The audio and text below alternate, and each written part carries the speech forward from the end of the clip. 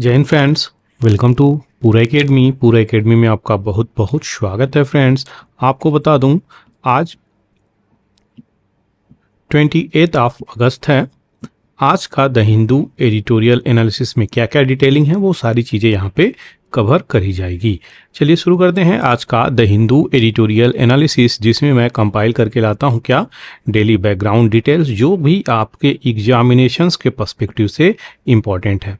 तो सबसे पहले यही समझेंगे हम क्या क्या यहाँ पे मैं कवर करता हूँ। तो साथ ही साथ बता दूँ, डीसीए के साथ जो डेली करंट अफेयर है उसी के साथ रिवर कवर हो जाती है, जो अभी एशिया की रिवर कवर हो रही है। उसी के साथ मैप की बैकग्राउंड डिटेलिंग दी जाती है, एडिटोरियल पीआईबी को मिलाकर आपके सामने प्रस्तुत किया जाता है। चलिए देख लेते हैं क्या क्या नई चीज़ें हैं जो आज के डेट में यहाँ पे आई हैं। तो सबसे पहले हम शुरुआत करेंगे टॉप मोस्ट न्यूज़ से, जो कि इम्पोर्टेंट हो जाता है आपके लिए। तो यहाँ पे जो भी एप्पल के फ़ोन लोग, अच्छा कितने लोग एप्पल के फ़ोन यूज करते हैं, मेरा क्वेश्चन आपसे यही है। तो कमेंट सेक्शंस में लिखिए, अगर आप एप्पल के फ़ोन यूज करते हैं तो वाई लिखिए, नहीं यूज करते हैं तो एन लिखिए। ये चीज़ें इंपॉर्टेंट हो जाएंगी। एक चीज़ बता दूं, यहाँ पे एप्पल को लेकर के मैं ये चीज़ें क्यों कवर कर रहा हूँ। तो यहाँ पे आपको बता दें, बहुत सारे लोग यानी मास पीपुल की बात करी जाए तो यहाँ पे इसको लेकर के बहुत सारे परेशान थे। कई सारे लोग प्रोटेस्ट किए, मूवमेंट भी किए। किस चीज़ को लेकर के? तो जो एप्पल अपना क्या क्या बनाता है, तो एप्पल मैकबुक बनाता है जिसे हम लोग लैपटॉप बोलते हैं। दूसरा आईफोन बनाता है जिसे हम लोग फ़ोन बोलते हैं, मोबाइल बोलते हैं। तीसरा, ये मैक स्टूडियो भी प्रोवाइड करता है, ये भी चीज़ें याद रखिएगा। चौथा, अगर बात करी जाए तो ये एसेसरीज के फील्ड में भी जा चुका है, तो यानी जो भी एसेसरीज हैं वो भी ये प्रोवाइड करता है। तो आई मैक इसका जो हो गया वो आपका डेस्कटॉप टाइप का कंप्यूटर हो जाता है। तो आई मैक भी ये बनाते हैं भाई साहब, इनका नाम एप्पल है। अगर बात करी जाए यहाँ पे राइट टू रिपेयर की, तो यहाँ पे क्या चीज़ें निकल के आ रही हैं। राइट टू रिपेयर यानी जब हम कोई भी प्रोडक्ट, फॉर एग्जांपल अगर बात करी जाए एप्पल की, हम क्या खरीद लेते हैं, हम खरीद लेते हैं मैकबुक प्रो खरीदते हैं, ठीक है। मैकबुक प्रो अगर खरीदते हैं और इसकी 1 साल की वारंटी होती है, हम सभी लोग जानते हैं 1 साल का एक्सटेंशन भी आप करा सकते हैं। तो 1 साल की वारंटी के बाद मान लीजिए इसमें कोई ग्लिचेज आते हैं, कोई खराबी आती है, कोई प्रॉब्लम आ जाती है, तो अगर हम एप्पल स्टोर में जाते हैं तो सबसे पहले हमें पे आउट करना होता है क्या, लगभग 3000 के आसपास हमें टोकन कटाने होते हैं, तब जाकर के वो कोई चीज़ें सुनेंगे आपकी। ये चीज़ें याद रखिएगा, सबसे ज़्यादा इंपॉर्टेंट है। तो 3000 रुपये तो यहीं पे आपको ले लेंगे वो, चाहे कोई भी अगर सॉफ्टवेयर के ग्लिचेज हों चाहे सेटिंग्स के ग्लिचेज हो, वहीं पे आपके ले लेंगे वो।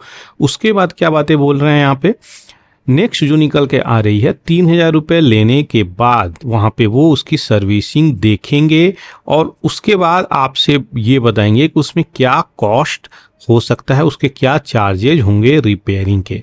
उसके बाद रिपेयरिंग चार्जेज, तो ये और प्लस ये दोनों चार्जेज मिला के ह्यूज चार्जेज हो जाते हैं।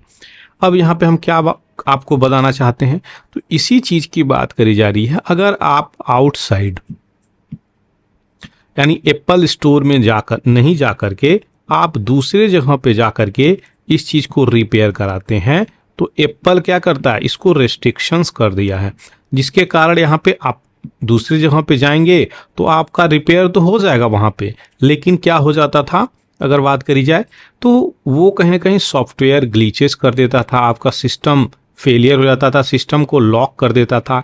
ये सारी problem mass people of India face कर रही है, वर्ल्ड के कई सारे लोग फेस कर रहे हैं, कई सारी कंट्री स्टेट भी फेस कर रहे हैं। इसी प्रकार से नेब्रास्का एक प्रोविंसेस है, एक स्टेट है, कहाँ की, यूएसए की, वहाँ पे ये लोग फेस किए। तो आपके यूएसए की ही कंपनी है, यूएसए में ही इस प्रकार के प्रॉब्लम निकल के आ रही है। तो क्यों, ये सीधे सीधे बोलता है हम अपनी प्रिवेसी और सिक्योरिटी को किसी के साथ शेयर करने नहीं दे सकते, और प्रिवेसी और सिक्योरिटी के नाम पे ये यही बोलता है कि हम अलाउ नहीं कर सकते क्या, कि आप तीसरे शॉप पे जाकर के किसी भी मोबाइल फ़ोन या मैकबुक के प्रोडक्ट को रिपेयर कराएं। इसीलिए यहाँ पे राइट टू रिपेयर का मूवमेंट चलाया गया है। तो ये एक बहुत बड़ी पॉलिसी में शिफ्ट होती हुई नज़र आई है यहाँ पे। अगर नेब्रास्का यहाँ पे जो मूवमेंट चलाया जा रहा है, बहुत सारे लोग डिमांड के, क्योंकि कितने लोगों के यहाँ पे फ़ोन ब्लॉक हो चुके हैं, जो एप्पल को फ़ोन यू लोग यूज कर रहे थे उन लोगों के फ़ोन यहाँ पे ब्लॉक हो चुके हैं। तो इसी चीज़ को लेकर के लोगों ने कोर्ट पहुंचा और यहाँ पे मजबूर होकर के इसको क्या बोलना पड़ा कि आप थर्ड पार्टी रिपेयर करा सकते हैं, इसके लिए हम अलाउ करते हैं। तो ये चीज़ें याद रखिएगा।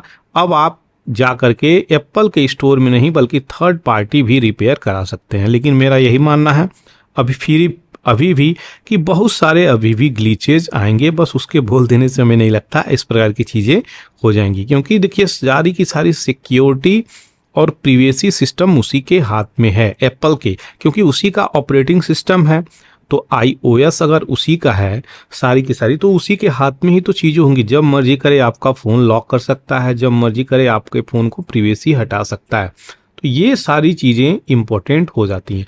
तो वो क्यों चाहेगा कि उसका एक इतना बड़ा जो मार्केट बना है रिपेयरिंग का वो ख़राब हो। तो इस प्रकार से आप सोच सकते हैं। और अमेरिका जो है एक कैपिटलिस्ट क्लास की कंट्री है, तो हमें नहीं लगता इस प्रकार की चीज़ें होंगी। हालांकि बोल रहा है, लेकिन देखते हैं कितने हद तक यहाँ पे उसकी जो ट्रूथ स्टेटमेंट निकल के आ रही है। अब यहाँ पे अगर बात करें हम एप्पल कंपनी की, तो ये इतनी बड़ी कंपनी है कि इंडिया की जीडीपी इतनी है, याद रखिएगा। तो ऑलमोस्ट 3 जो भारत की अगर बात करी जाए, भारत की जो जीडीपी है उसके मुकाबले एक यहाँ पे एप्पल की कंपनी ही निकल के आ रही है। तो बहुत बड़ी कंपनी है। माइक्रोसॉफ्ट, एप्पल, इन दोनों में कॉम्पिटिशन्स होते रहते हैं इस कंपनी को लेकर के।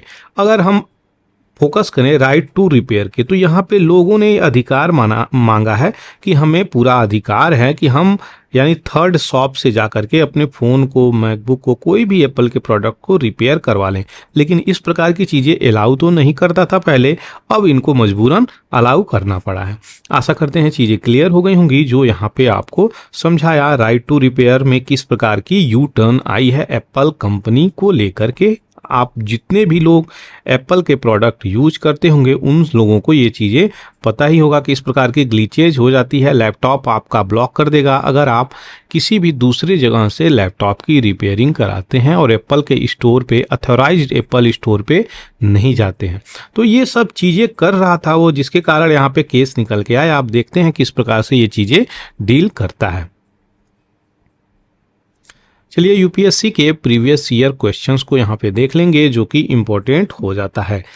ये बहुत ही इम्पोर्टेंट प्रैक्टिस हो जाता है फ्रेंड्स कि प्रीवियस ईयर जो क्वेश्चंस है उसकी प्रैक्टिस किया जाए, क्योंकि कहीं ना कहीं जो क्वेश्चंस है अल्टीमेटली वो क्वेश्चंस कहाँ से आते हैं, आपके यहीं से क्वेश्चंस बन के आ जाते हैं।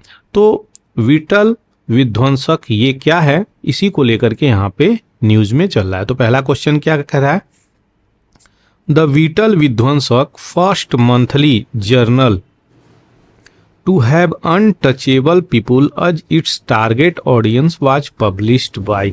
तो विटल विध्वंसक किसके द्वारा पब्लिश किया जाता है, यही किया जाता था, यही यहाँ पे क्वेश्चंस किया हुआ है। तो पहले में क्या दे रहा है यहाँ पे, गोपाल बाबा वालंकर। दूसरे में बहुत इंपॉर्टेंट की पर्सनालिटी के नाम यहाँ पर दिया हुआ है, जो आपको कंफ्यूजन करता हुआ नजर आएगा। तो गोपाल बाबा वालंकर और ज्योतिबा फूले, मोहनदास करमचंद गांधी, भीमराव रामजी अंबेडकर। तो विट्ठल विध्वंसक किसके द्वारा यहाँ पे पब्लिश किया जाता है, अगर आपको पता हो तो कमेंट सेक्शंस में जरूर लिखें। नेक्स्ट डे इसकी पूरी डिटेलिंग आपको दे दूंगा और रिवीजन भी आपका हो जाएगा।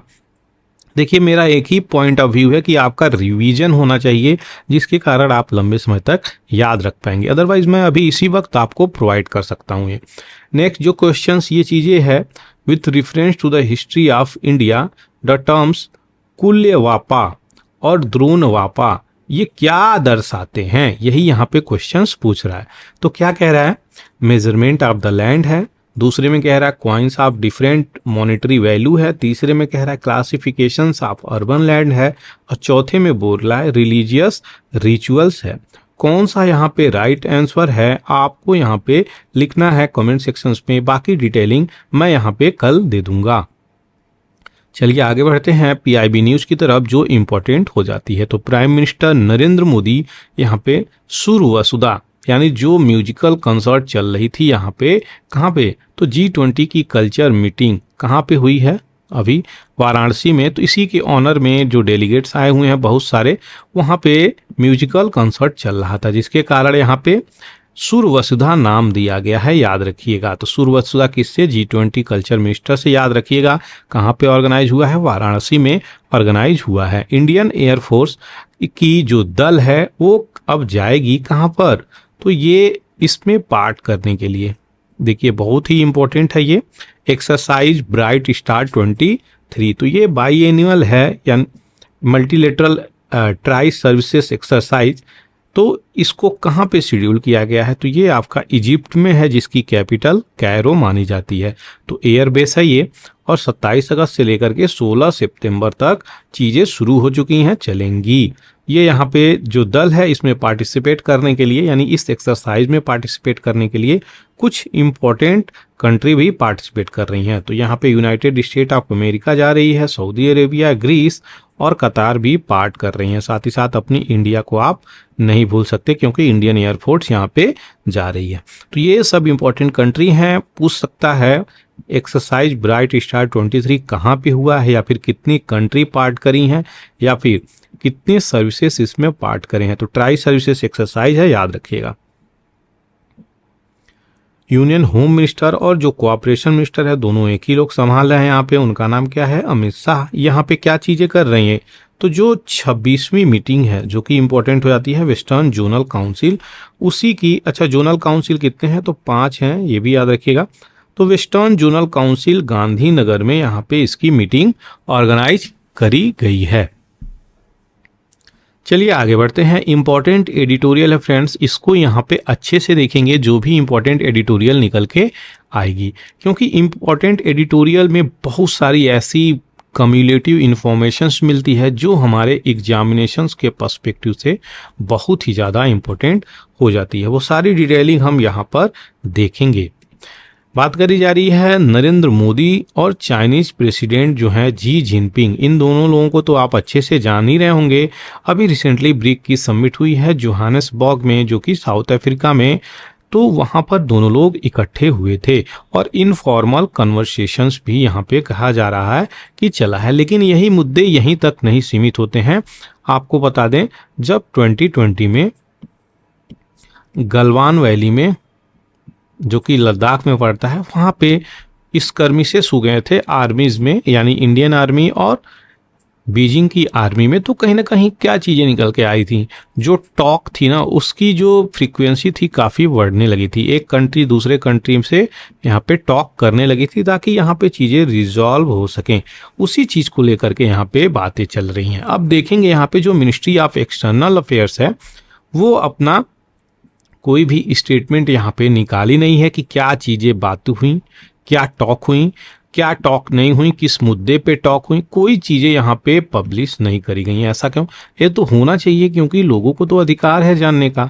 लेकिन इस प्रकार की चीज़ें नहीं हुई। जबकि फॉरेन सेक्रेटरी विनय क्वात्रा का क्या कहना है, क्वात्रा का, तो यहाँ पे ये चीज़ें की हैं जो पीस चीज़ है उसके लिए कार्य किया जा रहा है बॉर्डर पे, और दोनों लोग को रिस्पेक्ट करने की ज़रूरत है, लाइन ऑफ एक्चुअल कंट्रोल। तो अभी मैप की सहायता से देखेंगे हम किस रीजन की बात कर रहे हैं। तो इंडिया चाइना रिलेशनशिप को नॉर्मलाइजेशन के लिए यहाँ पे बोल रहे थे विनय क्वात्रा। यहीं पे एक्सटर्नल अफेयर्स मिनिस्ट्री सीधे सीधे निगलेक्ट कर दी कोई भी स्टेटमेंट देने से। अब ये देखिए, कहीं ना कहीं आपस में ही लेकर के असमंजस चीज़ें चल रही हैं, तभी तो इस प्रकार के ग्लीचेज आ रहे हैं। अब दूसरी तरफ क्या चीज़ें निकल के आ रही हैं, जो डायरेक्ट रिलेवेंट बात बोली जा रही है यहाँ पे, क्या कि जो डिसएंगेजमेंट है और डी एस्केलेशंस है, इसको कहीं ना कहीं करने की ज़रूरत है। क्योंकि यहाँ पे आर्मी आमने सामने खड़ी है और दोनों बेस बना के खड़ी हुई हैं। तो ये देखिए, वार टाइप का सिचुएशंस तो बन रहा है, लेकिन अभी तो वार नहीं हो पाएगी। वार होने के लिए एक लंबा समय तय करना पड़ेगा, क्योंकि दोनों की दोनों कंट्री अभी क्या कर रही हैं, तीव्र गति से अपने ट्रेड को, अपने इकोनॉमी को आगे बढ़ाती हुई नजर आ रही हैं। याद होगा आपको, एक चीज़ मैं हमेशा बताता हूँ, जब भी कोई कंट्री यहाँ पे डेवलप करती है तो उसका किसी न किसी कंट्री से युद्ध होता ही है, ये चीज़ें याद रखिएगा। जैसे कि अगर बात करी जाए, जापान एक समय में मैन्युफैक्चरिंग हब बन गया था, तो उसको लेकर के पर्ल हार्बर पे यहाँ पे जापान जो है अटैक करता है यूएसए के, और यूएसए मजबूरी में फिर बाद में क्या करता है, इसको रिटेलिएट करने के लिए हिरोशिमा और नागासाकी पे भी बम गिरा देता है, जहाँ पे उसकी क्या थी, बहुत ही बड़ा मैन्युफैक्चरिंग हब थी। तो वो अपने रोड पे निकल के आ जाता है, यानी बहुत निचले स्तर पे जापान चला जाता है। पुनः जापान के लोग एफर्ट डालते हैं और पुनः यहाँ से उठ खड़े होते हैं। आज के डेट में जापान कहाँ है हम सभी लोग जानते हैं। तो ये चीज़ें बहुत पुरानी हैं, इसी को लेकर के मैं ये चीज़ें बोल रहा हूँ कि देखिए वार तो होना है, इसको रोक नहीं सकता कोई। इंडिया और चाइना का वार एकदम फिक्स है, लेकिन ये कब होगा ये तय करना डिफिकल्ट है। अब यहाँ पे क्या चीजें निकल के आ रही हैं, तो चाइना का जो इश्यू निकल के आ रहा है, चाइनीज फॉरेन मिनिस्ट्री वो स्टेटमेंट क्या बोली है कि कोई भी चीजें इस प्रकार की चीजें मेंशन नहीं है कि यहाँ पे डिसएंगेजमेंट और डी एस्केलेशन, यानी बात करी जा रही है पीस ट्रैंक्विलिटी की बॉर्डर पे इस प्रकार की चीजें हों, लेकिन इस प्रकार की चीजें निकली नहीं है। ये मिस्टर जी जो कि प्रेसिडेंट है ये बोलते हुए नजर आ रहे हैं। तो बॉर्डर इश्यू पे पीस होने वाली है कि नहीं, ये तो काफ़ी कंफ्यूजन क्रिएट हो गया, क्योंकि यहाँ पे ऑफिशियल स्टेटमेंट ही जब नहीं निकल के आ रही है तो क्या कहा जाए। चाइनीज स्टेटमेंट की बात करी जा रही है यहाँ पे, उन्होंने क्या कहा, तो चाइनीज स्टेटमेंट में ये बोला जा रहा है यहाँ पे कि they had spoken at the India's request. यहाँ पे देखिएगा बहुत ही इंपॉर्टेंट बातें आपको बोलने जा रहा हूँ और बताने भी जा रहा हूँ। तो चाइना मिनिस्ट्री का, चाइना कंट्री का यही कहना है यहाँ पे कि जो इंडिया के तरफ से रिक्वेस्ट आया कि चलिए बात कर लेते हैं बैठ के, उसी के आधार पे ये लोग बात बोल रहे हैं। तो उसी समय अगर बात करी जाए, तुरंत ऑफिशियल सोर्स से यहाँ पे न्यू दिल्ली से रिस्पॉन्स आता है क्या, कि चाइना हमें रिक्वेस्ट किया था, हम लोग रिक्वेस्ट नहीं किए थे बाइलेटरल मीटिंग के लिए, जो कि हम लोग इसको टर्न डाउन कर दिए, खत्म कर दिए। अब देखिए यहाँ पे रिक्वेस्ट ही क्या बड़ा मुद्दा है, रिक्वेस्ट कौन किया और क्यों किया ये कोई बड़ा मुद्दा नहीं हो सकता।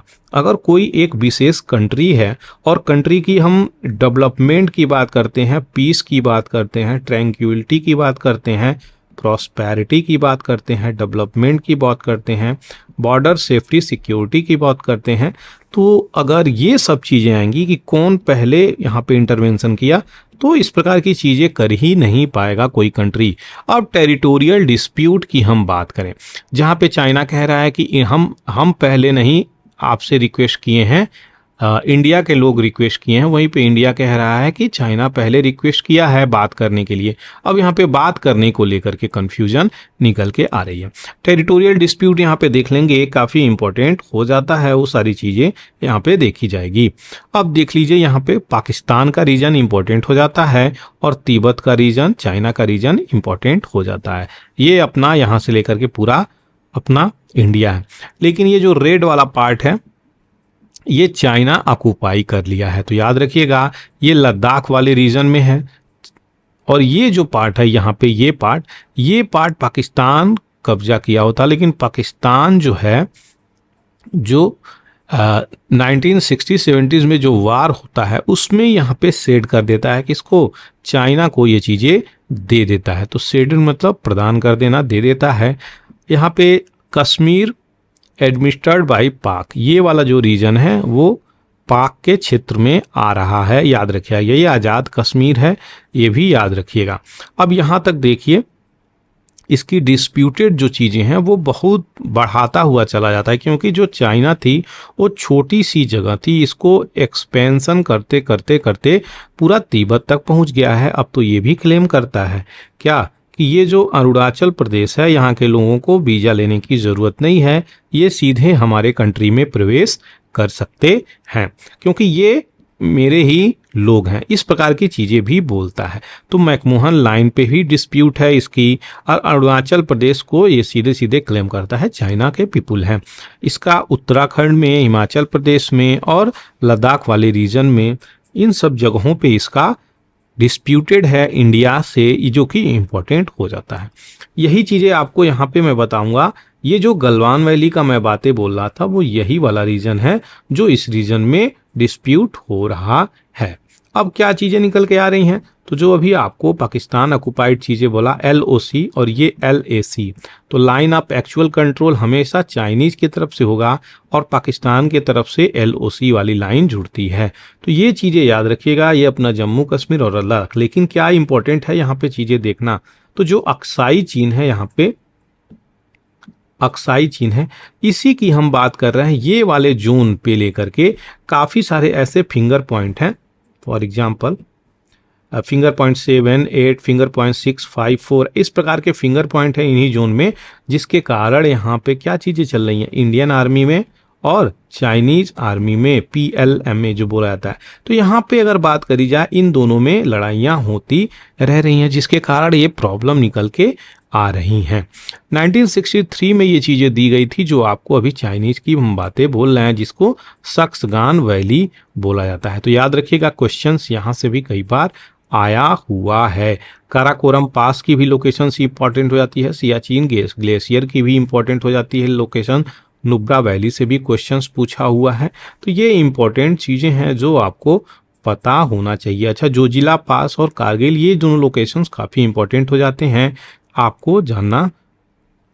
अब अगर आगे बढ़ा जाए और देखा जाए कि क्या क्या चीजें अब निकल के आ रही हैं, तो रिसेंटली जो साउथ अफ्रीका में G20 कह रहे हैं, ब्रिक्स की मीटिंग हुई है, वहां पे लोग तो पहुंचे ही हैं। और यहाँ पे क्या चीजें निकल के आ रही हैं, जो इंटरेक्शंस थी बिटवीन द लीडर्स, वो कहीं ना कहीं दूसरा इस प्रकार की चीजें निकल के आ रही है। जब कोविड-19 फैला था, यानी 2020 के बाद जो LAC क्राइसिस हुई थी, जिसको हम गलवान वाली बातें बोल रहे हैं, वहाँ पे अगर बात करी जाए तो वहाँ से ये सेकेंड टाइम्स यहाँ पे चीज़ें मिलती हुई नज़र आ रही हैं। मिनिस्ट्री ऑफ एक्सटर्नल अफेयर्स यहाँ पे अब पुनः यहाँ पे जो चीज़ें हुई, पहली बार अगर बात करी जाए 2020 के बाद, तो G20 बाली जो यहाँ पे मीटिंग हुई थी, G20 बाली इंडोनेशिया में 2022 में, वहाँ पर मिले थे। अब यहाँ पे G20 भारत में भी होने वाला है, तो हम लोग यहाँ पे कहीं ना कहीं अच्छे तरीके से डील कर सकते हैं। भारत के पास अच्छी अपॉर्चुनिटी निकल के आ रही है। वहीं पे अगर प्रूफ की बात करी जाए कि कौन पहले यहाँ पे इनिशिएट किया था, अगर इतना ही इंपॉर्टेंट की चीज़ें हैं, तो हमें क्या चीज़ें निकल के आ रही हैं कि पहले कौन रिक्वेस्ट किया था बात करने के लिए।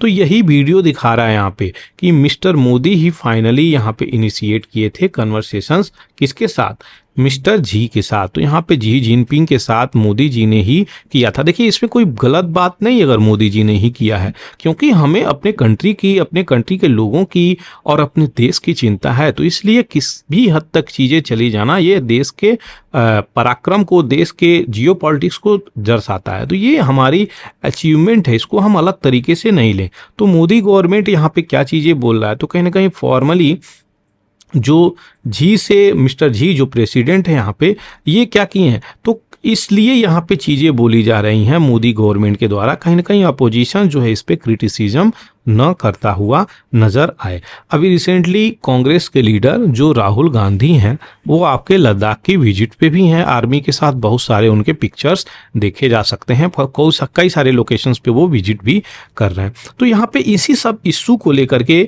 यहाँ पे जारी नहीं किया गया है, ये सारी चीज़ें इंपॉर्टेंट हो जाती हैं। दूसरी तरफ क्या चीज़ें बोली जा रही हैं, क्या मैटर है, यानी क्या इंपॉर्टेंट मैटर हो सकता है, जो डायलॉग होना है, क्या इंपॉर्टेंट मैटर हो सकता है। सबसे ज़्यादा तो इंपॉर्टेंट यही है कि G20 की जो अभी दिल्ली की मीटिंग है, उस पर हम सही प्रकार से अपनी चीज़ों को लेकर चलें। अब भारत के पास अपॉर्चुनिटी है, किस प्रकार का इंडिया का स्टैंड होना चाहिए, और क्लियर कट यहाँ पे टर्म्स कंडीशंस निकल के आए तभी यहाँ पे पीस प्रोसेस, ये सब चीज़ें हो पाएंगी। जो स्टेटस क्यू है इंडिया की तरफ से, जो पेट्रोलिंग राइट्स है, वो होना चाहिए बॉर्डर पे। यानी ये क्या कर रहे हैं चाइनीज वाले लोग, इंडिया का जो भी आपको दिखाया मैं, इस वाले रीजन में आकर के भी पेट्रोलिंग कर रहे हैं ये। तो यानी हमारे रीजन को और ये ऑक्युपाई करने के चक्कर में लगे हुए हैं। ऐसे तो ये चाइनीज लोग हो चुके हैं। तो ये सारी चीज़ें हैं जो मुझे आपको बतानी थी, कहाँ पे इंट्रूजन हो रहा है, LAC क्या है, LOC क्या है, और उसमें डिफरेंसेस क्या है, अक्साई चीन क्या है, कुछ ज्योग्राफिकल इंपॉर्टेंट फैक्टर, क्या इशू चल रहा है G20 को लेके, ब्रिक्स की समिट, ये सारी चीज़ें आपको यहाँ पे बताया। आशा करते हैं चीज़ें क्लियर हो गई होंगी। चलिए आगे बढ़ते हैं और देखते हैं नए इंपॉर्टेंट एडिटोरियल को। बहुत ही प्यारा एडिटोरियल ये रहने वाला है, आपको बता दें, अगर आप यहाँ पे इस एडिटोरियल को अच्छे से समझेंगे तो आपको बहुत ही मज़ा आएगा, बहुत ही। अगर आप एक इन्वायरमेंटलिस्ट पर्सपेक्टिव से इसको देखेंगे तो भी आपको बहुत प्यारा लगेगा। ये एडिटोरियल हिमालय को लेकर के है कि देश में जो अपने हिमालय है, जो हमें साइबेरियन ठंडी कोल्ड एयर से बचाता है, उसको लेकर के हम किस प्रकार की चीज़ें देखते हैं और जो हिमालय है अपनी कितनी वल्नरेबल होती हुई जा रही है, तो उसकी क्या safety security point of view plus सारी बैकग्राउंड डिटेलिंग आपको इसी एडिटोरियल में मैं दे दूंगा, जो भी आपकी एग्जामिनेशंस के पर्सपेक्टिव से इम्पॉर्टेंट होगी। तो हिमालय में क्या ब्लंडर का मतलब होता है मिस्टेक्स, गलतियां क्या हम कर रहे हैं, वही सारी चीज़ें यहाँ पे हम लोग देखेंगे। तो यहाँ पे क्या बातें बोली जा रही हैं, सबसे पहले तो यही है इम्पोर्टेंट कि जो हिमालय का रीजन है वो अपना रीजन बहुत सारी ट्रेजेडी से गुजर रहा है, चाहे वो ब्रिज का हो, रोड का हो, बिल्डिंग का हो, इन सब चीज़ों में यहाँ पे फेस करता हुआ नजर आ रहा है। कौन? उत्तराखंड आ जाता है, हिमाचल प्रदेश आ जाता है। तो ये हालांकि अगर बात करी जाए उत्तराखंड और हिमाचल वाले रीजन में, तो ये टूरिज्म का ज़्यादा सेक्टर है, जिसके कारण यहाँ पे डेवलपमेंट प्रोजेक्ट बहुत सारे निकल के आते हैं।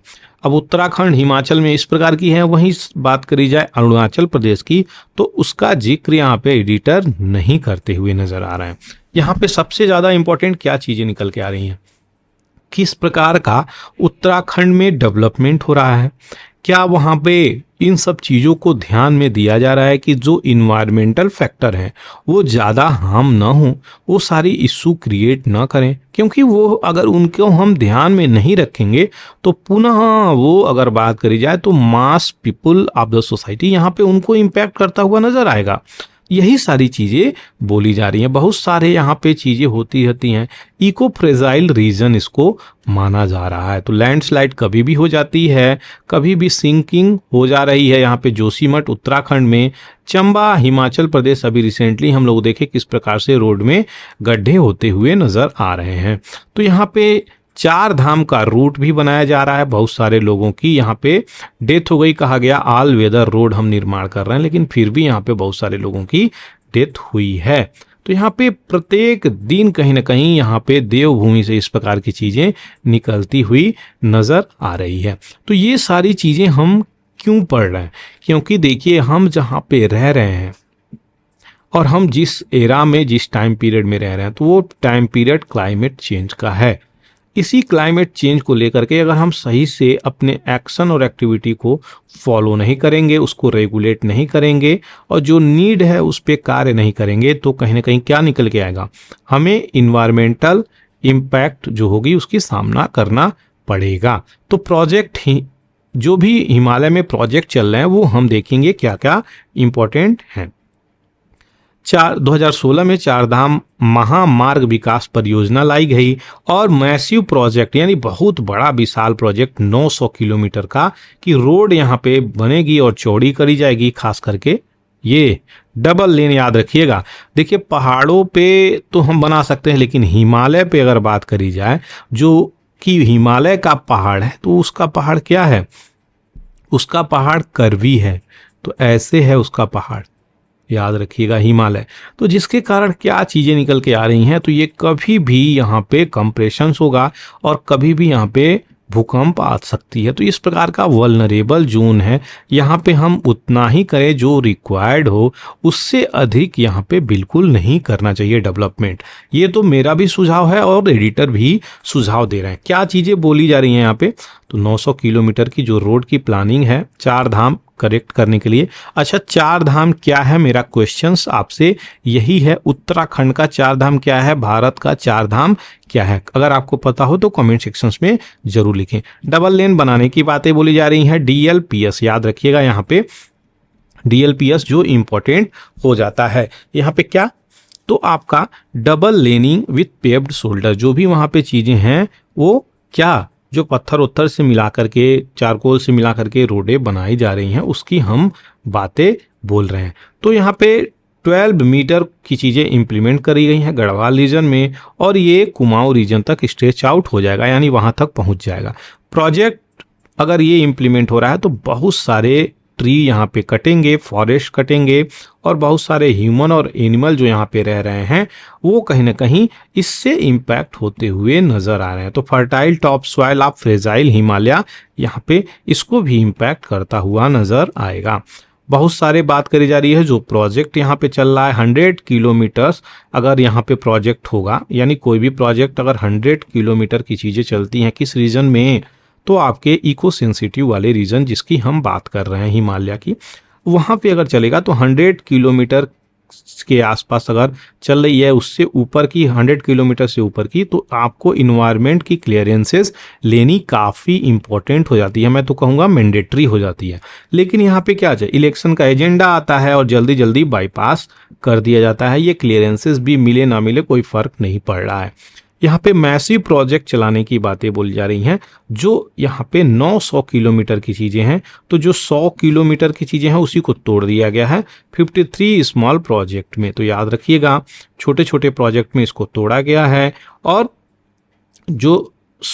जो ये तोड़ा गया 53 में वो 100 किलोमीटर से कम के हैं, तो यानी क्लियरेंस की जरूरत नहीं पड़ेगी। तो इसको क्या कर दिया है गवर्नमेंट, इसको बाईपास करता हुआ नजर आ रहा है। बहुत सारी चीजें क्लियर हो गई होंगी आपको यहाँ तक पहुँचते पहुँचते जो मुझे आपको बतानी है। तो यहाँ पे क्या लेने की जरूरत थी, इन्वायरमेंटल इम्पैक्ट असेसमेंट, ये रिक्वायर्ड थी लेकिन इसको बाईपास कर दिया गया है। क्यों? क्योंकि ये 100 किलोमीटर से छोटा छोटा करके बनाने लगे ना, एक ही बार 900 किलोमीटर तक नहीं बना रहे हैं। तो ये चीज़ें इंपॉर्टेंट है, आपको पता होना चाहिए। अब हम देखेंगे बैकग्राउंड में जाकर के कि क्या है इन्वायरमेंटल इम्पैक्ट असेसमेंट, वो सारी चीज़ें यहाँ पे हम देखेंगे जो कि इम्पोर्टेंट हो जाता है।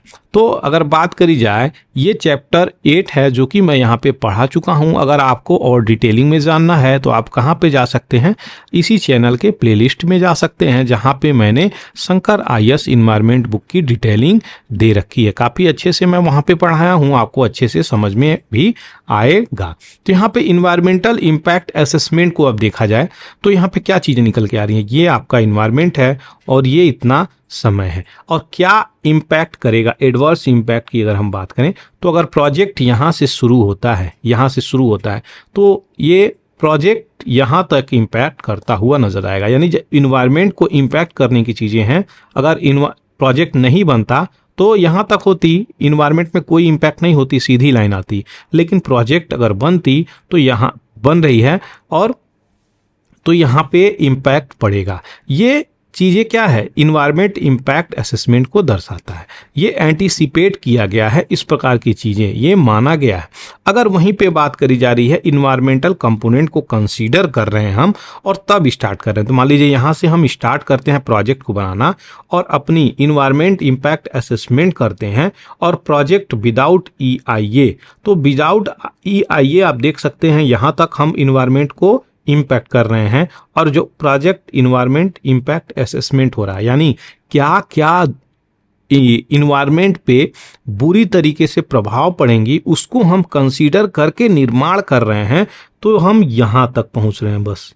तो इससे अच्छा क्या हो सकता है, हमें इन्वायरमेंटल स्टेटस को जानने की बहुत ज़्यादा ज़रूरी है। तो प्रोजेक्ट विद EIA ये कितनी इंपॉर्टेंट है हम लोग इस ग्राफ से समझ ही गए होंगे। तो बहुत ही ज़्यादा है। देखिए जो ब्रिज है कितना बड़ा हो जाता है, ये गैप, तो ये गैप एक प्रकार से क्रिएट कर देता है। पहले अगर इतना हार्म करता है, मान लीजिए ये पॉइंट हम बोल दें, इतना हार्म करता है बिना इन्वायरमेंट को एसेस किए कि क्या क्या हार्मफुल पहुंचाएगा वहाँ के फ्लोरा फौना, पेड़ पौधे, एनिमल, लिविंग हैबिटेट को, स्वयं वहाँ के जो भी कोर एरिया हैं, जो वहाँ का इन्वायरमेंट एरिया है, उसको कितना हार्मफुल पहुंचाएगा, वो बिना किए इस लेवल पे मान लीजिए अगर हम इन्वायरमेंट इम्पैक्ट असेसमेंट करते हैं तो हम यहाँ तक आ जाएंगे। यानी यहाँ से लेकर के यहाँ तक ये सारी चीज़ें ओके हो जाएंगी। तो यही चीज़ें इस ग्राफ में बताई गई है। आशा करते हैं इन्वायरमेंटल इम्पैक्ट असेसमेंट आपको समझ में आ गया होगा। शुरुआत करने की बात करी जा रही है EIA की, तो 76-77 में शुरुआत करी गई है।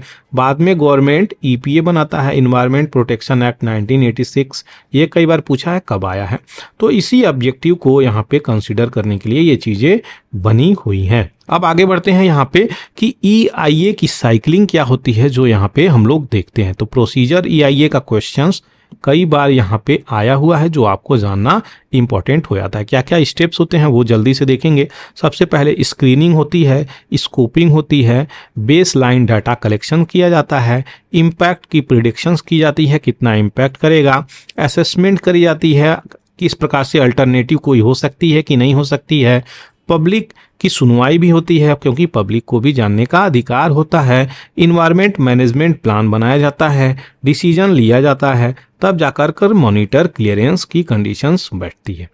ये सारी स्टेप्स क्वेश्चंस बना चुके हैं जो आपके यूपीएससी में आए हुए हैं। मैं तो ये भी कहूँगा आपके स्टेट पीसीएस में भी ये क्वेश्चंस आए हुए हैं स्क्रीनिंग से। सबसे पहला तो आपका स्क्रीनिंग ही है जो यहाँ पे इम्पोर्टेंट हो जाता है।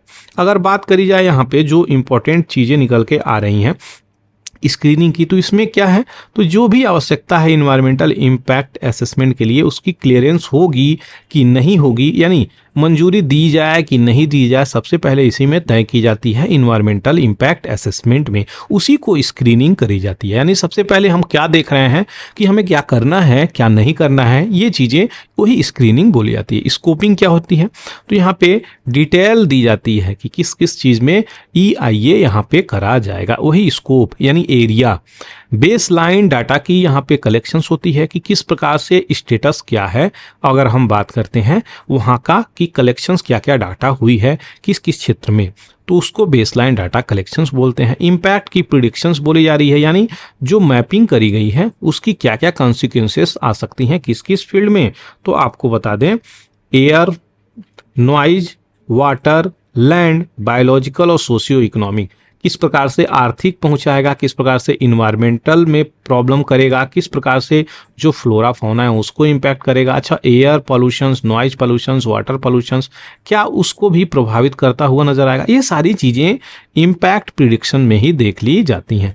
असेसमेंट आप अल्टरनेटिव देखा जाता है, कुछ और भी यहाँ पे उपाय हो सकता है। अगर इस तरीके से ज़्यादा ब्रूटल तरीके से हार्म करेंगी तो अल्टरनेटिव खोजा जाता है। पब्लिक में इसको हियरिंग कराई जाती है, जो भी आपके इन्वायरमेंटलिस्ट एसोसिएशंस हैं और जो एक्सपर्ट हैं उनसे कहीं ना कहीं हियरिंग करवाई जाती है। इन्वायरमेंटल मैनेजमेंट प्लान यहाँ पे बनाया जाता है, बाद में अगर ओके हो जाता है डिसीजन ले लिया जाता है और बाद में इसको क्लियरेंस दे दिया जाता है। 2006 में अमेंडमेंट आता है तो यहाँ पे 2 कैटेगरी बन के आ जाता है, कैटेगरी ए और कैटेगरी बी। तो यहाँ पे ए के लिए रिक्वायर्ड है, याद रखिएगा मैंडेटरी, तो कैटेगरी ए के लिए रिक्वायर्ड मैंडेटरी है इन्वायरमेंटल इम्पैक्ट असेसमेंट, जबकि कैटेगरी बी के लिए रिक्वायरमेंट खत्म कर दिया गया है। तो ये बैकग्राउंड डिटेलिंग थी। अगर आपको अच्छा लगा हो तो आप कमेंट सेक्शंस में बता सकते हैं। फ्रेंड्स, अगर आपको वीडियो इन्फॉर्मेटिव लगी हो, यूजफुल लगी हो थोड़ी सी भी आपके लिए, तो इस चैनल को सब्सक्राइब कर सकते हैं। चलिए आगे बढ़ते हैं। यहाँ पे देखते हैं जो डेंस फॉरेस्ट एरिया है, जैसे कि चंबा, अगरखाल, मेलाथा, शिवपुरी, रुद्रप्रयाग, चमोली, अगस्तमुड़ी, कर्णप्रयाग, कुंड, ये जो उत्तराखंड में है सारी चीज़ें, ये कहीं ना कहीं एकदम ग्रीन साइट्स हैं। ये अब वैनिसिंग्स के कगार पे आ जाएंगे। क्यों? क्योंकि भाई साहब रोड निकलने वाली है, वो भी डबल लेन। तो याद रखिएगा डबल लेन की रोडें निकलेंगी जो कि 18 और 20-20, 10-10 इस प्रकार के मीटर की लंबी चौड़ी रोडें निकलेंगी। तो कहाँ पे जाएगा? पेड़ पौधे, माउंटेन को ब्लास्ट करना ही पड़ेगा ना। तो ये एक डिस्प्लेस होती हुई नजर आएंगी वहाँ की डेंस फॉरेस्ट जो हैं, खास करके रुद्रप्रयाग वाले रीजन में और भागीरथी वाले रीजन में। तो जो चीज़ें निकल के आ रही हैं जैसे कि 4 धाम महामार्ग विकास परियोजना, तो केवल यहाँ पे जो ये प्रिस्टीन पैच बोली जा रही है, यानी जो रोडें बनेंगी उसी की बातें बोली जा रही हैं यहाँ पे। तो भागीरथी इको सेंसिटिव जोन है। देखिए इस टर्म का मैं कई बार उपयोग करूंगा आने वाले अभी इसी एडिटोरियल में।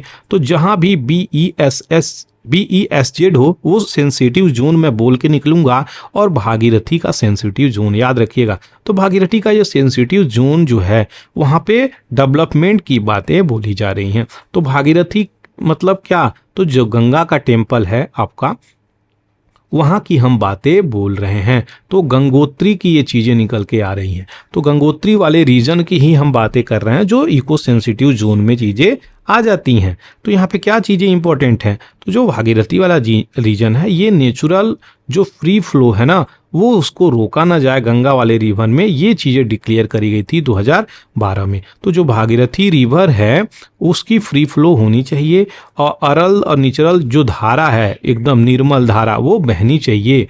तो इन्वायरमेंट इम्पैक्ट असेसमेंट, जो इन्वायरमेंट प्रोटेक्शन एक्ट, इन सब के अंतर्गत ये चीज़ें डाली गई हैं 1986 में। अप्रॉक्सीमेटली 100 किलोमीटर की चीज़ें जो चार धाम की चीज़ें बनाई जा रही हैं, यानी उससे छोटा करके प्रोजेक्ट शुरू कर दिया गया है। किस चीज़ के चक्कर में? तो बिना यहाँ पे जोनल मास्टर के अप्रूवल से।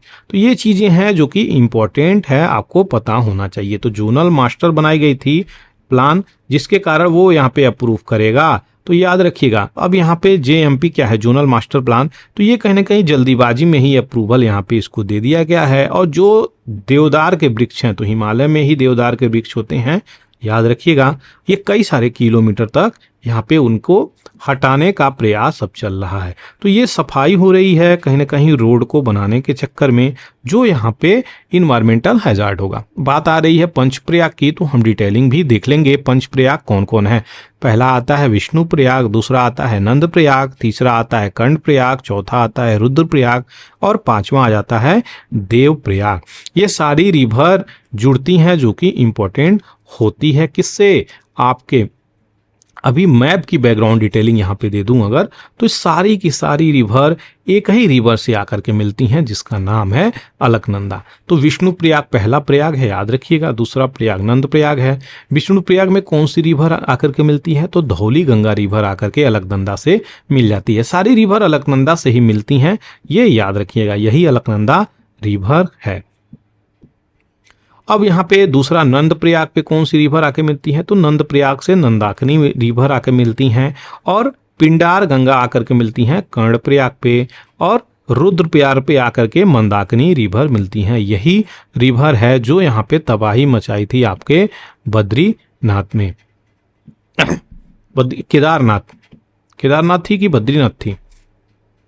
तो ये चीजें निकल के आ रही हैं। देव प्रयाग में क्या चीजें निकल के आ रही हैं? भागीरथी आकर के मिल जाती है। तो यहीं से गंगा का उद्गम हो जाता है, यानी गंगा जो नाम पड़ा यहाँ से मिली। यही भागीरथी रिवर है जो आकर के अलकनंदा से मिलती है। कहाँ पे? देव प्रयाग में। तो ये चीजें इंपॉर्टेंट है जो आपको पता होना चाहिए। यमुनोत्री यहाँ से निकलती है बंदरपुच की पहाड़ियों से। तो सारी की सारी डिटेलिंग आपको यहाँ पे दे रहा हूँ, जो बैकग्राउंड इंपॉर्टेंट हो जाता है। सुप्रीम कोर्ट इसमें हस्तक्षेप किया और कहा कि आप लोग इस प्रकार की चीजें क्यों कर रहे हैं। तो यहाँ पे क्या बातें लेगी गवर्नमेंट सीधे सीधे national security point of view से कही कि हम चार धाम वाले जगह पे भी सिक्योरिटी प्रोवाइड करना चाहते हैं। अब देखिए, तो यहाँ पे नेशनल सिक्योरिटी को जब ताक रख दी, तो यहाँ पे सुप्रीम कोर्ट सीधे कहा जो मर्जी करे भैया वो करो, हम इसमें से हाथ खींच लेते हैं। तो सुप्रीम कोर्ट सीधे सीधे ये बोल के वहाँ पे निकल गई, जबकि बेंच बैठी थी जस्टिस R नरीमन के अंतर्गत यहाँ पे। तो सिविल अपील थी यहाँ पे कि ये चीज़ें ना हो, क्योंकि जो इन्वायरमेंट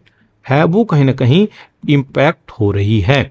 तो यहाँ पे जो भी भागीरथी वाला सेंसिटिव जोन है वहाँ पे अब डिजास्टर कई पास्ट अगर देखा जाए तो कई समय से यहाँ पे चीज़ें चल रही हैं। सेंसिटिव जोन है यहाँ पे। पार्लियामेंट्री की स्टैंडिंग कमेटी भी साइंस और technology, environment, forest, climate change, इस सब को लेकर के पॉइंट आउट करी है, जो कि मिनिस्ट्री ऑफ इन्वायरमेंट के अंतर्गत और फॉरेस्ट क्लाइमेट चेंज के अंतर्गत आती है।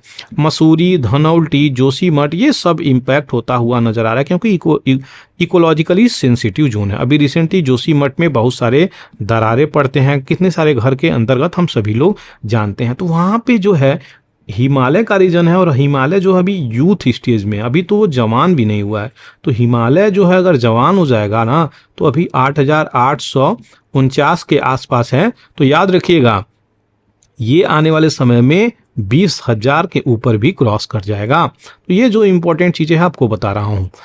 दूसरी तरफ क्या रेगुलेशंस यहाँ पे आवश्यकता है, यहाँ पे कंजर्वेशंस करने के लिए, प्रिजर्वेशंस करने के लिए, सेफ्टी करने के लिए, प्रोटेक्शंस करने के लिए क्या रेगुलेशंस जरूरी है। तो बहुत सारे चैलेंजेज हैं यहाँ पे। गंगा को रिजुविनेशंस करने की बात करी जा रही है, कंजर्वेशंस गंगा की करने की बातें बोली जा रही हैं, क्योंकि गंगोत्री ग्लेशियर से जो चीज़ें निकल के आ रही हैं वो इंपॉर्टेंट है, एक रिलीजियस पॉइंट ऑफ व्यू से, इकोनॉमिक पॉइंट ऑफ व्यू से और इन्वायरमेंट पॉइंट ऑफ व्यू से, सब पॉइंट ऑफ व्यू से काफ़ी इंपॉर्टेंट हो जाती हैं किसी भी देश की रिवर अगर कंसीडर करी जाए। खास करके भारत की बात करी जाए तो रिलीजन वाला फैक्टर यहाँ पे मिलता ही है। हम लोग भारत लोग हर चीज़ को यहाँ पे एक फेथ और विश्वास से जोड़कर देखते हैं, जो कि एक अच्छा आपको शक्ति भी स्पिरिचुअल प्रदान करती है। एक अच्छी बातें हैं ये। दूसरी तरफ क्या चीज़ें हैं, तो ये अच्छी बातें क्यों हैं, थोड़ा 1 मिनट इस पे बहस करने की आवश्यकता है। देखिए, हम लोगों को ये सिखाने की ज़रूरत नहीं है वेस्ट वाली कंट्री को। जब भी वेस्ट कंट्री का नाम लेते हैं तो इंग्लैंड आ जाएगा आपका, यूएसए, कनाडा, ये सब कंट्री आ जाएंगी, याद रखिएगा। अब अपने इंडिया की अगर हम बात करें तो इंडिया में जो भी गॉड हैं उनके एनिमल यहाँ पे सवारी हैं। तो शंकर भगवान का स्नेक हो गया, गणेश जी का चूहा हो गया, कार्तिकेय जी का पीकॉक हो गया, एलिफेंट हो गया, डक हो गया, कई सारे चीज़ें हैं जो गॉड से यहाँ पे जोड़ करके हम देखते हैं। तो हम उनकी पूजा भी करते हैं, इसीलिए अगर पूजा करेंगे तो कोई उनका किल नहीं करेगा। तो ये चीज़ें हैं जिसके कारण हम लोग क्या कर रहे हैं, बहुत समय से प्रोटेक्शन कर रहे हैं, प्रिजर्व कर रहे हैं। ये हमारे कल्चर में और ट्रेडिशंस में, रिलीजन में इस प्रकार से इम्बेडेड है। तो ये हो गई जानवरों की पूजा, जिसे हम यहाँ पे फ्लोरा फौना कहते हैं। यहाँ पे फौना की बातें बोली जा रही हैं। फौना मतलब एनिमल किंगडम की प्रोडक्शंस करी जा रही है। अगर फ्लोरा की बात करी जाए, जो पेड़ पौधे आ रहे हैं, तो यहाँ पे बरगद के वृक्ष, नीम के वृक्ष, पीपल के वृक्ष, ये सारे वृक्ष की हम पूजा करते हैं और प्रोटेक्शंस करते हैं। तो कुछ बैकग्राउंड डिटेलिंग आपको दिया, आशा करता हूँ यहाँ पे ये चीज़ें भी क्लियर हुई होंगी। तो स्टैंडिंग कमेटी बनाई थी यहाँ पे 2023 में किस प्रकार से ब्लैक कार्बन जो है वो एब्जॉर्ब कर रहा है। तो जो हम रोड पे कार्बन बिछाएंगे, चारकोल बिछाएंगे, वो हीट को एब्जॉर्ब ही तो करेगा। तो ये कैसे, तो हीट जो चीज़ें निकल के आएंगी, ग्लोबल वार्मिंग बढ़ाएगा, टेम्परेचर बढ़ता हुआ नजर आएगा और जो ग्लेशियर है वो पिघलता हुआ नजर आएगा। और सबसे इम्पोर्टेंट क्या चीज़ें हैं यहाँ पे, सबसे ज़्यादा इम्पोर्टेंट चीज़ जो ग्लेशियर है ना, वो ग्लेशियर वाले जगह पे ही ये रोड बनाई जा रही है। तो कहीं ना कहीं जो ब्लैक कार्बन है हिमालय वाले रीजन में, ये कंट्रीब्यूट करेगा ग्लेशियर्स को मेल्ट करने में। और जो हीटिंग रॉड की तरफ, हीटिंग रॉड क्या होता है, मान लीजिए कोई भी रॉड है जिसे हम गर्म करते हैं, तो आप समझ ही सकते हैं कोई भी मेटल की रॉड हो सकती है जो गर्म करते हैं तो लाल होता है। उसी प्रकार से रोड को समझिए, रोड भी उसी प्रकार से बिछाया जा रहा है उसी जोन में जहां पर यहाँ के ग्लेशियर हैं, तो उसको भी हीट एब्जॉर्ब करने में मदद हो रहा है, जिसके कारण ग्लेशियर मेल्ट होने शुरू हो जा रहे हैं। तो ये सारी चीज़ें हैं। अब भागीरथी वाला रीजन की बात करी जाए तो इसमें अपग्रेडेशन चल रहा है, किस प्रकार से रोड को और चौड़ा करने की बात करी जा रही है। तो इन्वायरमेंट इम्पैक्ट असेसमेंट को यहाँ पे बाईपास करके सस्टेनेबल सॉल्यूशंस यहाँ पे खोजा ही नहीं जा रहा है। तो हमें कहीं ना कहीं फोकस जिस पे करने की ज़रूरत थी, हम उस पे फोकस कर नहीं पा रहे हैं यहाँ पे। तो ये कंजर्वेशंस इतनी इम्पॉर्टेंट हो गई है, क्यों? क्योंकि जो गंगा आती है आपके हिमालय वाले रीजन से ही निकल के आती है। अच्छा, गंगा कितने स्टेट से गुजरती है और इसका माउथ क्या है, गंगा का माउथ क्या है, कई बार आपको पढ़ाया हूँ।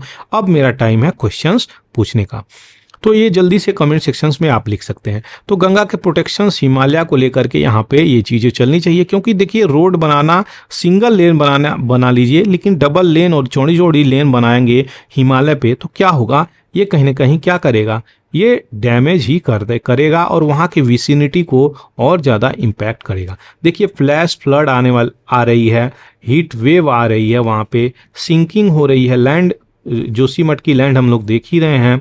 दूसरी तरफ क्या चीज़ें निकल के आ रही हैं, तो जो यहाँ पे इन्वायरमेंट इम्पैक्ट असेसमेंट है उसको सही ढंग से नहीं करने के बाद भी इतनी बड़ी बड़ी प्रोजेक्ट लाद दी जा रही हैं और इन जोन में हो रही हैं जो यहाँ पे इको सेंसिटिव जोन निकल के आ रही हैं, खास करके हिमालय वाले रीजन में। तो कैसे ये इम्पैक्ट नहीं करेगा, आप लोग समझ ही सकते हैं कितना ब्रूटल इम्पैक्ट ये करेगा। तो हमें क्या फोकस करने की ज़रूरत है अल्टीमेटली, जो अभी आपको मैं गॉड वाला एग्जाम्पल दे करके बताया, उसी प्रकार से हमें अपने चीज़ों को भी इम्पैक्ट करने की ज़रूरत है। दूसरा, जो इन्वायरमेंट इम्पैक्ट असेसमेंट है उसको बाईपास करने की बिल्कुल भी ज़रूरत नहीं है। जो भी EPA 1986 का एक्ट है उसे हमें फॉलो करने की ज़रूरत है।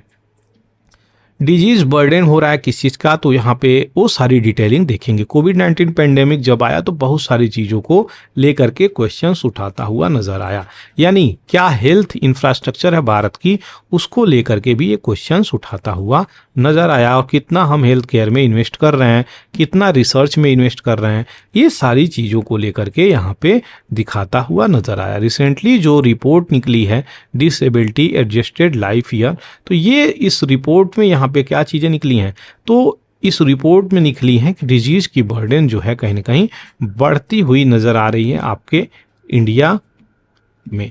तो डिजीज की बर्डन क्या बढ़ रही है, तो आपका ये स्टडी IISc बेंगलोर और लीडेन यूनिवर्सिटी यहाँ पे नीदरलैंड, दोनों लोग यहाँ पे निकाली हैं मिलके कि इंडिया की जो हेल्थ रिलेटेड रिसर्च है पब्लिकेशंस, ये दिल्ली और इनको लेकर के मिली है कि जो डिजीज की बर्डन है भारत में वो बढ़ रही है, यानी डिजीजेस बढ़ रहे हैं। अब खास करके जो ये आंकड़ा देखा जाए ग्लोबल हेल्थ एस्टीमेट दिल्ली जो अभी रिसर्च हुई है, तो यहाँ पे क्या चीज़ें दिखा रहा है, तो जो बर्डन है वो आपको ग्राफ यहाँ पे दिखेगा, और जो हेल्थ रिसर्च पब्लिकेशंस हुए हैं वो आपको देखिए कितना छोटा दिखा रहा है।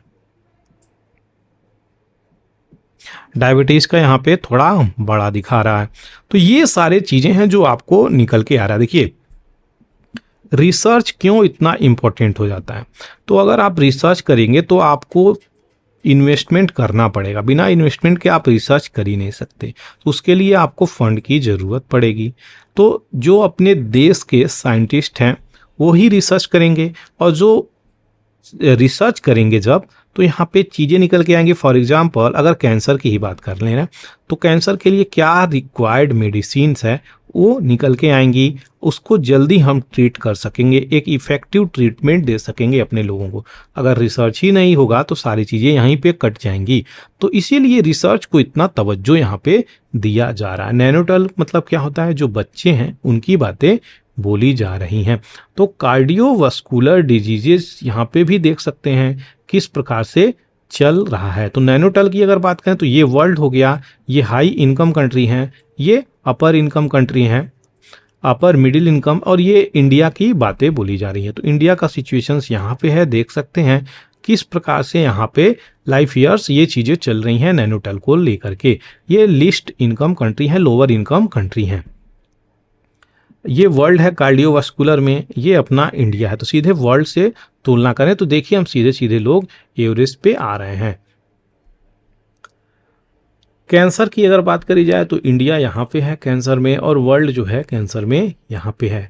जो हाई इनकम कंट्री है कैंसर यहाँ पे डबल फेस कर रही है। लिस्ट इनकम कंट्री यहाँ पे देखिए, ये डाटा इंपॉर्टेंट है, क्वेश्चंस कभी भी डाटा से बनाई जाती है। तो इंडिया और लिस्ट लोअर इनकम कंट्री में कैंसर के पेशेंट कम है। ट्यूबरकुलोसिस की बात करी जाए तो इंडिया देखिए कैसे पहाड़ बनाया हुआ है, टीबी में इंडिया किस प्रकार से ऊपर जा रहा है। तो जो लोअर इनकम कंट्री हैं उसमें टीबी ज़्यादा निकल के आ रहा है, और जो डेवलप कंट्री हैं उसमें कम चीज़ें निकल के आ रहा है। हाई इनकम तो एकदम टीबी ना के बराबर है। मलेरिया की बात करी जाए यहाँ पे तो इंडिया मलेरिया में भी कम कर चुका है, लेकिन लोअर इनकम कंट्री यहाँ पे आगे बढ़ती हुई नज़र आ रही है। वर्ल्ड का एवरेज यहाँ पे ये निकल के आ रहा है। तो ये सारी चीज़ें जो अभी आपको बताया, आशा करते हैं चीज़ें क्लियर होंगी हुई। देखिए डाटा का इस्तेमाल आप कभी भी किसी भी रूप से कर सकते हैं। अगर मेंस के पर्सपेक्टिव से बात करी जाए तो भी आप इसका इस्तेमाल कर सकते हैं। चलिए न्यूज और फैक्ट्स की तरफ बढ़ते हैं। तो यहाँ पे जयंत महापात्रा एक renowned well known human being जो इंग्लिश के पोएट थे, अभी उनकी देहांत हो गई है। तो कटक उड़ीसा में यहाँ पे इनका देहांत हो गया है। भगवान इनकी आत्मा को शांति प्रदान करें। सुप्रीम कोर्ट यहाँ पे क्या एग्जामिन कर रहा है कि जो पुदुचेरी है, पुदुचेरी में लीकर जो आउटलेट हैं, जो दुकानें हैं, वो कितने दूरी पे होनी चाहिए स्कूल से, उसी को लेकर के यहाँ पे केस डाली गई है सुप्रीम कोर्ट में। तो यह चीज़ें हो रही हैं, सुप्रीम कोर्ट याद रखिएगा क्या क्या कर रहा है। तो ये इंपॉर्टेंट है, जो भी पुदुचेरी का एरिया है वहाँ पे बच्चों के स्कूल से कितना दूर होगा, ये इसी पे जजमेंट देने वाला है। अच्छा, आप लोग कितने लोग इससे सहमत हैं कि स्कूल का जो प्रीमाइस है उससे 5 किलोमीटर की दूरी पे ये चीज़ें होनी चाहिए? कितने लोग इस बात से सहमत हैं? एयरक्राफ्ट ट्रांसपोर्ट, जो कि अब आपके कहाँ से, सेविल जो स्पेन में है वहाँ से बन करके भारत को हैंडओवर कर दी जाएगी। भारत के लिए बहुत बड़ी अचीवमेंट की बात बोली जा रही है। तो ये एक ट्रांसपोर्टेशन एयरक्राफ्ट है जो बड़े बड़े ट्रूप्स को, आर्मी को एक जगह से दूसरे जगह पर ले जा करके रख सकता है। तो 50 ट्रूप्स को एक ही बार में ले जाकर रख देगा। ये चीज़ें इंपॉर्टेंट है। तो मान लीजिए इंडिया चाइना वार हुआ और लद्दाख हमें पहुंचाना है, तो तुरंत इसमें बैठे उड़ के वहां पे पहुंच गए। तो ये फास्ट डिलीवरी भी कर सकता है, जो कि भारत के लिए बहुत ज़्यादा इंपॉर्टेंट हो जाता है। एयरबस A400 यहाँ पे डिलीवर करी जाएगी, जो कि ये भी चीज़ें इंक्लूड हैं। केवल C295 ही नहीं है, तो ये चीज़ें इंपॉर्टेंट है। C295 ये तो स्पेन दे ही रहा है, साथ ही साथ ये भी चीज़ें। तो Airbus A400, Lockheed Martin C130, इम्ब्रेयर C390, A400M, ये जो मैक्सिमम कैरिंग कैपेसिटी है 37 टन की इसकी है, और C130 की 20 टन है, C90 की 26 टन है। तो ये इंपॉर्टेंट हो जाता है, जो आपको पता होना चाहिए। देखिए मणिपुर में अभी भी वायलेंसेस नहीं रुके हैं, वहाँ पे कई सारे घरों को अभी भी रिसेंटली जला दिया गया है। यहाँ पे मणिपुर की थोड़ी सी 2 मिनट की बैकग्राउंड डिटेलिंग जान लीजिए, जो कि इंपॉर्टेंट हो जाती है आपके लिए जानना। क्या है इंपॉर्टेंट यहाँ पे? तो 2 ट्राइबल कम्युनिटी हैं। पहली मितई कम्युनिटी और दूसरी कुकी कम्युनिटी, कुकी जो। ये कम्युनिटी 6 शेड्यूल में ऐड है। ये कम्युनिटी 6 शेड्यूल की डिमांड कर रही है। तो इन दोनों, जैसे ही यहाँ पे 6 शेड्यूल डिमांड कर रही है और जैसे ही यहाँ पे मणिपुर का हाई कोर्ट इस चीज़ को बोला कि इसको भी मिलनी चाहिए मितई ग्रुप को 6 शेड्यूल में जगह, तो इन दोनों के बीच में क्लैशेस शुरू हो गए। अब ये क्लैशेस क्यों शुरू हो गए थोड़ा वो देख लेते हैं। तो कुकी ग्रुप को यहाँ पे बहुत सारे रिजर्वेशंस मिलते हैं, बहुत सारे बेनिफिट मिलते हैं। जो जॉब की बात करी जाए, लैंड परचेजिंग की बात करी जाए, स्कीम्स की बात करी जाए, लोनिंग की बात करी जाए, वहाँ पे उनके कल्चर ट्रेडिशनल राइट्स की बात करी जाए, ये सब भी बेनिफिट उठाते हुए कुकी जो ग्रुप वहाँ पे नज़र आती है। वहीं पे मितई ग्रुप अगर बात करी जाए तो इन सब चीज़ से वंचित है। वो कुकी वाले रीजन में जा कर के लैंड नहीं परचेज कर सकती है, एक निश्चित एरिया में ही उसको अलॉट किया गया है। तो ये अगर अब तक 6 शेड्यूल में नहीं आएगी तो ये लैंड परचेज भी नहीं कर सकती है। तो इन सब चीज़ों से ये बाहर है, इसी को लेकर के ये डिमांड कर रही है और दोनों में यहाँ पे ग्रुप है। आज की हालत ये है कि अगर ये मितई का बॉर्डर है और ये कुकी का बॉर्डर है, दोनों अपने अपने ग्रुप आर्मी लगाए हुए हैं यहाँ पे बंकर बना बना के। तो ये अपने ही लोगों को यहाँ पे आपस में ही यहाँ पे चीज़ें चल रही हैं, वायलेंसेस इरप्ट आउट हो रही हैं, इसको सॉर्ट आउट करने की ज़रूरत है। तो गवर्नमेंट का इंटरवेंशंस यहाँ पे होना चाहिए। चूर चांदपुर और बिशुनपुर 2 यहाँ पे इंपॉर्टेंट डिस्ट्रिक्ट है जो ज़्यादा इम्पैक्ट होता हुआ नज़र आ रहा है। अभी यहाँ पे देखिए पुनः इस प्रकार के वायलेंसेस इरप्ट आउट होते हुए नज़र आ रहे हैं। अच्छा, ये दोनों कम्युनिटी की हम जो बात किए हैं, ये दोनों कम्युनिटी पूरे नॉर्थ ईस्ट में पाई जाती है, प्लस बांग्लादेश में पाई जाती है, प्लस म्यांमार में पाई जाती है। ये चीज़ें याद रखिएगा। सोमैटिक म्यूटेशंस का मतलब क्या होता है? चेंज। सीधे सीधे सोमैटिक का मतलब बॉडी टिश्यू, यानी आपके बॉडी के अंदर ही म्यूटेशंस अगर हो रहा है तो यहाँ पे किस प्रकार के सेल्स को इम्पैक्ट करता हुआ नजर आ रहा है। तो सोमैटिक जेनेटिक म्यूटेशंस, जब यहाँ पे चीज़ें चलती हैं, कोई चीज़ें म्यूटेशंस होती हैं, उसको लेकर के यहाँ पे बातें बोली जा रही हैं। किस प्रकार से यहाँ पे म्यूटेंट करके ये डिजीजेस और ज़्यादा बढ़ जाती हैं और किस प्रकार से हम चेंज करके उसको सही भी कर सकते हैं। तो यहाँ पे रिसर्च की ज़रूरत है जो कि इम्पोर्टेंट हो जाती है। यहाँ पे क्या चीज़ें निकल के आ रही हैं? जो म्यूटेशंस है वो ड्राइवर म्यूटेशंस यहाँ पे बोला जा रहा है। यानी ड्राइवर म्यूटेशंस क्या है? जो यहाँ पे इम्पैक्ट करता हुआ नजर आ रहा है, वही रेगुलेट करता है, वही अपने रथ को लेकर के आगे चलता है, उसी को ड्राइवर बोला जा रहा है, जीन। तो यहाँ पे डीएनए जो ट्यूमर, जो कैंसर जो फैलाते हैं, उसी को लेकर के बातें बोल रहे हैं कि किस प्रकार से हम इससे स्कैप कर सकते हैं सेल्स को, अगर इसकी हम टेक्नोलॉजी से डिटेक्ट कर लेते हैं। तो ये टेक्नोलॉजी अगर सोमैटिक म्यूटेशंस जो चल रही है, किस प्रकार से अगर डिटेक्ट हम कर लेते हैं तो हमें कहीं ना कहीं ये हेल्प मिलता हुआ नजर आएगा। किसमें? कैंसर के पेशेंट को और अच्छे से ट्रीट करने में। तो ये चीज़ें इंपॉर्टेंट है जो अभी आपको मैं बताया। नीरज चोपड़ा ने फिर भारत का मान ऊपर करते हुए नजर आया। वर्ल्ड चैंपियनशिप में पुनः पहला रैंक हासिल करते हुए नजर आए हैं। तो नीरज चोपड़ा यहाँ पे वर्ल्ड टाइटल, ओलंपिक गोल्ड यहाँ पे जो 88.17 मीटर यहाँ पे इन्होंने किया था, याद रखिएगा। और यहाँ पे 25 ईयर्स इनकी उम्र है। तो ये यहाँ पे पाकिस्तान के अरशद नसीब जो यहाँ पे 87.82 मीटर यहाँ पे क्लेम किए हैं सिल्वर। और यहाँ पे क्या चीज़ हो रहा है, ये चेक रिपब्लिक जाकूब वैलिदी के पहले ही यहाँ पे ये क्लेम किए हैं। तो भारत के नीरज चोपड़ा याद रखिएगा वर्ल्ड टाइटल चैंपियनशिप यहाँ पे जीतते हुए नजर आ रहे हैं। इसरो रिलीज किया है ग्राफ किस प्रकार से जो चेस्ट पेलोड है ना, जो लैंडर के अंतर्गत है। अच्छा, लैंडर के अंदर कितने पेलोड हैं? 3 पेलोड हैं। और आपके रोवर के अंदर कितने पेलोड हैं? 2 पेलोड। क्या 3 2 5 के नाम आप लिख सकते हैं। प्रोपल्सन मॉड्यूल के अंदर कितने पेलोड हैं? 1 पेलोड है। तो टोटल 6 पेलोड भेजे गए हैं, याद रखिएगा। क्वेश्चंस देखिए मुझे लगता है तो इस बार इसी से कहीं ना कहीं से आएगा। तो ये 6 पेलोड के बारे में आपको नाम तो पता होना चाहिए क्योंकि वहीं से क्वेश्चंस निकल के आएगा। चेस्ट का क्या काम है? तो ये टेम्परेचर को एसेस करेगा, किस प्रकार से टेम्परेचर वेरिएबिलिटी वहाँ पे हो रही है, उसी को चेस्ट यहाँ पे जो चेस्ट लैंडर के अंदर है वो मेजर करता हुआ नजर आ रहा है। BSSC लैब कहाँ पे है? तो आपका विक्रम साराभाई स्पेस सेंटर आपका तिरुवनंतपुरम केरला में है। यहाँ पे आदित्य L1 की बातें बोली जा रही हैं, याद रखिएगा। सन के लिए ये मिशन लॉन्च किया गया है। तो यहाँ पे पापा क्या है? Plasma analyser package for Aditya, यानी किस प्रकार से यहाँ पे सन को लेकर के उसकी प्लाज्मा की रीडिंग करेगा, वही पापा है, उसी को प्लाज्मा एनालाइजर बोलते हैं। तो याद रखिएगा इसका पेलोड है ये आदित्य L1 की, जो कि इंपॉर्टेंट हो जाता है आपको जानना। इसरो के चेयरमैन S सोमनाथ हैं, ये भी याद रखिएगा, जो छोटे छोटे क्वेश्चंस यहाँ पे बन सकते हैं। जिम्बाब्वे के प्रेसिडेंट, इनका नाम क्या है? इमरसन मंगावा, जो अभी जीत करके दूसरी बार आ चुके हैं। तो ये एड्रेस कर रहे हैं, याद रखिएगा। जिम्बाब्वे है कहाँ यहाँ पे?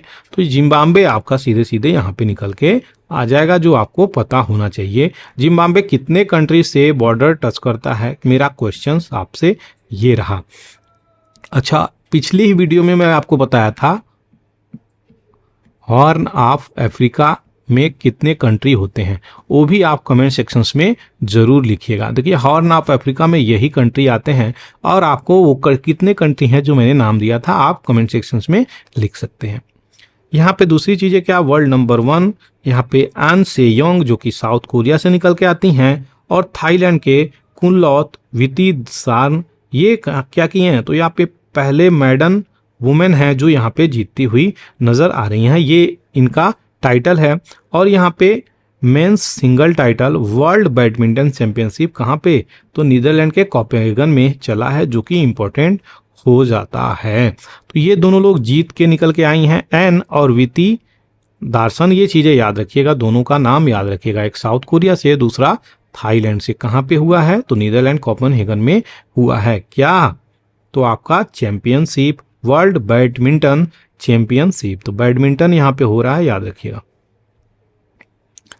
तालिबान अभी स्टॉप कर दिए हैं वुमेन को कि आप नेशनल पार्क यहाँ पे विजिट नहीं कर सकते। क्यों? क्योंकि जो बुर्का है सही से पहनी ही नहीं जा रही है। तो बुर्का पे काफ़ी अच्छा फोकस करती है अपनी, कौन सी? तो ये हिजाब बुर्का पे इनको सही से पहनना है, तब यहाँ पे एंट्री मिलेगी। सबसे ज़्यादा इंपॉर्टेंट यहाँ पे न्यूज़ निकल के आ रही है क्या कि 3 US के मरीन यहाँ पे उनकी डेथ हो गई इंसिडेंट की वजह से। तो यहाँ पे एयरक्राफ्ट क्रैश हुआ है ऑस्ट्रेलिया में। तो क्या एक्सरसाइज चल रहा था? एक्सरसाइज प्रीडेटर रन, याद रखिएगा, क्वेश्चंस बन सकता है ये कहाँ पे चल रहा था। तो ये चीज़ें एल्बानीज जो यहाँ पे ऑस्ट्रेलिया के प्राइम मिनिस्टर हैं, ये बोले कि इसी समय में यहाँ पे एक्सरसाइज के समय में, प्रीडेटर रन के समय में ये क्रैश हुआ, जिसके कारण लोगों की डेथ हो गई। तो ये एक्सरसाइज अब इम्पोर्टेंट हो जाएगा, एक्सरसाइज प्रीडेटर रन कहाँ पे हुआ। एटलीस्ट 7 लोग मार दिए गए हैं हैती में, क्योंकि यहाँ पे लोकल राइट्स ग्रुप है कार्ड, ये क्रिश्चियंस की ग्रुप है, यहाँ पे तो क्रिश्चियन की ग्रुप प्रोटेस्ट कर रही थी किस चीज़ को लेकर के यहाँ पे, तो यहाँ पे 7 लोगों की मृत्यु कर दी गई है। अच्छा, हैती की कैपिटल क्या है? पोर्टाउ फ्रांस। चलिए इसकी बैकग्राउंड डिटेलिंग देख लिया जाए, क्योंकि यहाँ पे इम्पोर्टेंट हो जाता है कई सारी चीज़ों को हमें जानना। हैती एक आइलैंड कंट्री है, हम लोग देख सकते हैं यहाँ पे इसकी कैपिटल पोर्टाउ फ्रांस प्रिंस है। तो अटलांटिक ओशियन में पड़ता है, एक आइलैंड का आधा पार्ट, दूसरा पार्ट डोमिनिकन रिपब्लिक आता है। तो यहाँ पे हैती जो कंट्री है वो आपका क्या है? तो वो आइलैंड ऑफ हिस्पानियोला में पड़ता है। ये ग्रेटर एंटीलेज आर्चिपिलागो, एंटीले आर्चिपिलागो यही वाला रीजन है जो छोटे छोटे चीज़ें आ जाती हैं यहाँ पे कैरिबियन सी में। तो ये ईस्ट ऑफ क्यूबा है, अगर बात करी जाए क्यूबा के ईस्ट ऑफ क्यूबा, तो क्यूबा यहाँ पे है, तो ईस्ट ऑफ क्यूबा हैती पड़ रहा है, और जमैका ये सब कंट्री पड़ रही है। साउथ ऑफ बहामस ये पड़ता है, यानी बहामस ऊपर है, इसके साउथ में ये पड़ रहा है, और टर्क्स और कैकोस आइलैंड यहीं पे पड़ते हैं। ये western 3/8 of the island cover करता है, जो डोमिनिकन रिपब्लिक है। तो डोमिनिकन रिपब्लिक का यहाँ पे 3/8 आइलैंड यहाँ पे कवर कर रहा है। साउथ वेस्ट लाई बात करी जाए तो नवासा आइलैंड है, और क्लेम करता है हैती किसको? इसी को, नवासा को, लेकिन यूनाइटेड स्टेट टेरिटरी के साथ यहाँ पे डिस्प्यूटेड चल रहा है। आइलैंड ओरिजिनली इनहेबिटेड किया गया है तैनो पीपल के द्वारा, जो वहाँ के इंडिजिनस ट्राइब हैं, और ये साउदर्न अमेरिका से निकल के आते हैं। कैपिटल इसकी आपको बता ही दिया, मैप यहाँ पे दिखाई दिया। आशा करते हैं सारी चीज़ें क्लियर हो गई होंगी। नॉर्थ कोरिया 3 साल के बाद अपने जो भी कोविड के दौरान ये अलाउ नहीं किया था अपने देश के सिटीजन्स को, अब 3 साल के बाद जागा है, बोल रहा है कि आप लोग आ सकते हैं कोविड-19 के बाद। देखिए नॉर्थ कोरिया में जो मेडिकल फैसिलिटी है वो बहुत अच्छी नहीं है, जिसके कारण ये सारी इशू निकल के आ रही हैं। कोविड-19 वैक्सीन भी वहाँ पे सही से नहीं लगाया गया, एंटी ड्रग चीज़ें भी नहीं चलाई गई यहाँ पे, मास टेस्टिंग कैपेसिटी भी नहीं हुई, तो यहाँ पे कोई चीज़ें सही से कराई ही नहीं गई, जो कि यहाँ पे इशू निकल के आ रही है। अब नॉर्थ कोरिया क्या चीज़ें बोल रहा है यहाँ पे, तो आप लोग आइए भैया, 3-3 साल से आप लोग बाहर हैं, जो उस देश के सिटीजन हैं नॉर्थ कोरिया के, तो आप लोग आ सकते हैं। चलिए एक रिवर कवर करता हूँ, एशिया की रिवर, जो भी इम्पोर्टेंट रिवर है वो कवर हो जाएंगी। तो उसके बाद एशिया के बाद सीधे हम पहुँचेंगे कहाँ पे? यूरोप पे। तो इसीम रिवर ये इम्पोर्टेंट रिवर है, जो रिवर कहाँ से गुजरती है? तो कजाकिस्तान और रसिया से 2450 किलोमीटर की दूरी तय करती है, और ये लेफ्ट ट्रिब्यूटरी है इर्तिस की, जो आपको पहले मैं पढ़ा चुका हूँ। इसीम रिवर की अगर बात करी जाए तो ये नेविगेबल है लोअर रीचेज में, जो निचले रीचेज की बात कर रहे हैं वहाँ पे नेविगेबल है, यानी नाव की व्यवस्था है, यानी नाव से हम नेविगेट कर सकते हैं। अपर कोर्स की बात करी जाए इसीम की, तो ये अस्ताना से गुजरती है, जो कजाकिस्तान की कैपिटल है। वहीं रसिया पे अगर बात करी जाए तो ये जो रिवर है ट्रेवल करती है वास्ट मार्शलैंड, यानी दलदली इलाका, और काउंटलेस मिएंडर यहाँ पे होती हैं, ऑक्सबो लेक फॉर्म करती हैं।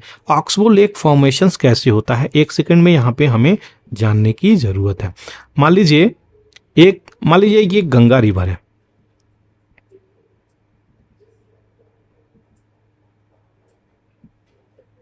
और ऐसे करके फ्लो कर रही है, तो ये यहाँ पे फोर्स डालेगा, यहाँ पे फोर्स डालेगा, और ये यहाँ पे फोर्स डालेगा,